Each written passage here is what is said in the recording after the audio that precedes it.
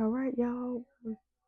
The breakdown of the book of Revelation, chapter 17. I cannot believe we are this far.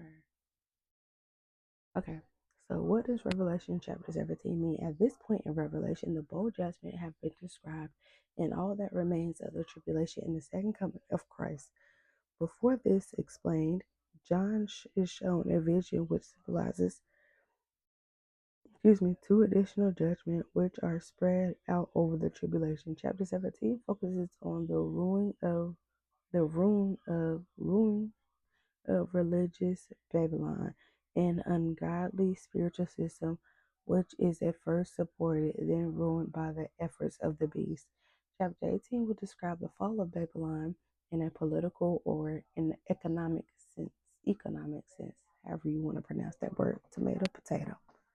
Okay. This chapter begins with one of the angels who poured out a judgment bowl, calling John to see a great prostitute. This figure is another of the commonly known symbols of Revelation, often referred to as the whore of Babylon. What follows is a vision specifically meant to be symbolized and not literal. Revelation 17, 1 through 2. John's vision takes him to a wilderness where he sees the image of a woman sitting on a strange beast. The beast and the woman are described in careful terms to be explained later by the angel who brought John.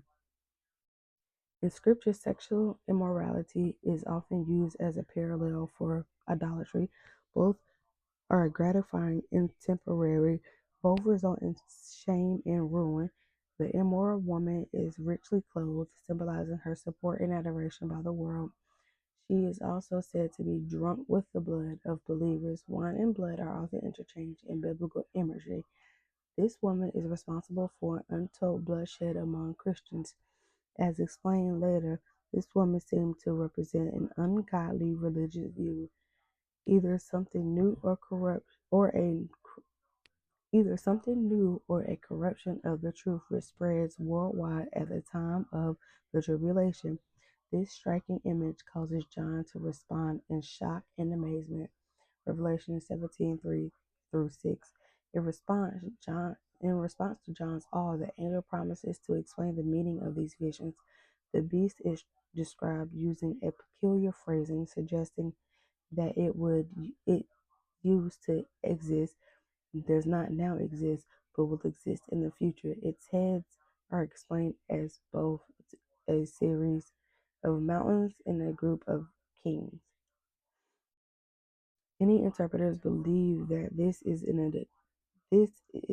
additional reference to the revived Roman Empire, a government once powerful, then extinct, and finally restored in the end times.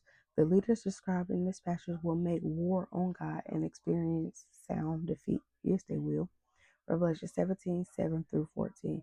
The prostitute who saw the prostitute John saw is prophesied to be destroyed by the beast in the 10 horns. The woman symbolizes some form of apostate religion, and the beast in kings some form of government. This leads to the likelihood that this blended or immunical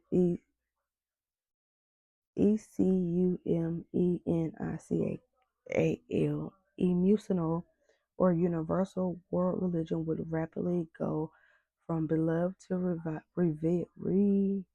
reviled by the world and be destroyed as a result. In the end time, Satan will not be contested by any vestiges, vestiges of religion. What the world? Other than that which worships him. Revelations 13:11 through 12. The religious symbol of Babylon will lose her wealth and status and be torn apart by those who once supported her. Revelation 17, 15 through 18. So chapter context. Chapter 16 resumed God's explaining a pattern of the end times wrath, this time describing the seven bowl judgment. As the last bowl is poured out, John is called to see a vision which seems to incorporate events occurring throughout the tribulation. This chapter focuses on the fall of religious Babylon, Revelations 14 and 8, and then 16 and 19. Mention Babylon's collapse under God's wrath in the tribulation. Babylon's ultimate fall may actually occur before the bowl judgment, anytime during the second half of the tribulation. And that's Isaiah 13 and then Jeremiah 50 and 51.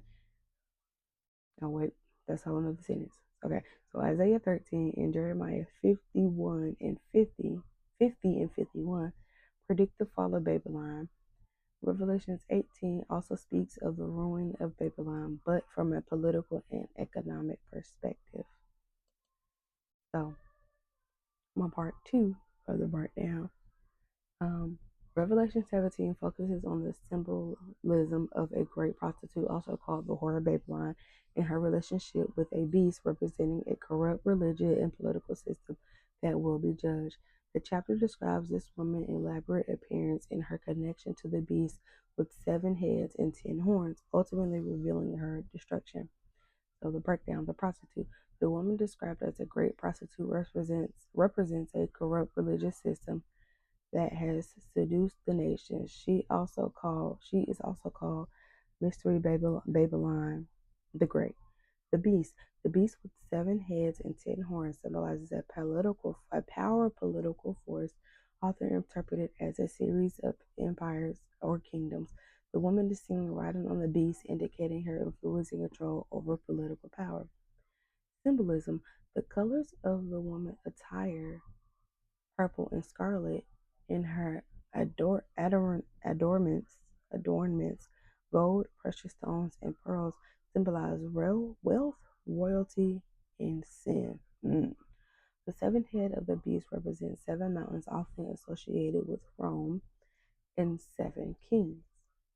Judgment. This chapter emphasizes the ultimate judgment and destruction of the prostitute and the beast. This destruction is linked to God's plan and the fulfillment of His word. Historical context.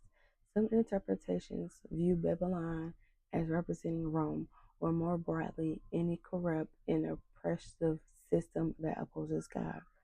Others see it as a future entity that embodies these characteristics. Key themes. This chapter highlights the dangers of false religion, the seductive nature of power, and the sovereignty of God in bringing about His purposes. I think that is really good. That is good. All right, y'all. That's all I have. I will see you guys later. Bye.